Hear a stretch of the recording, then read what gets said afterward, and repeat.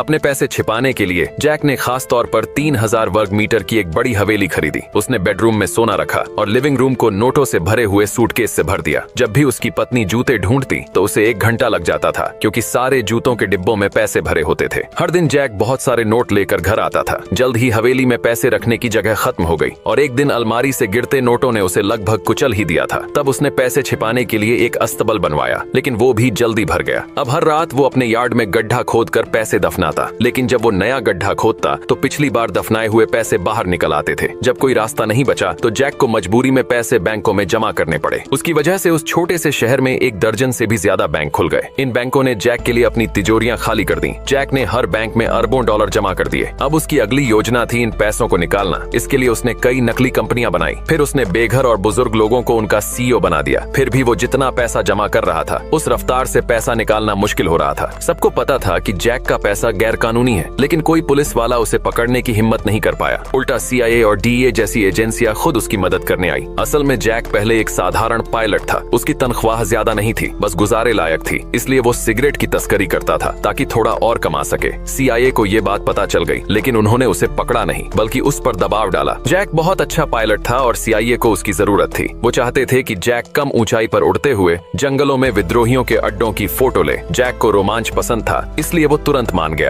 लेकिन ये काम इतना आसान नहीं था। जब भी वो विद्रोहियों के इलाके में जाता तो उस पर गोलियां चलाई जाती। लेकिन जैक प्लेन उड़ाने में इतना माहिर था कि वो हर बार बच निकलता। जंगलों में इतनी उड़ानों के कारण एक कोलंबियाई ड्रग माफिया की नजर उस पर पड़ी और फिर जैक की किस्मत बदल गई। अब वो अरबपति बनने वाला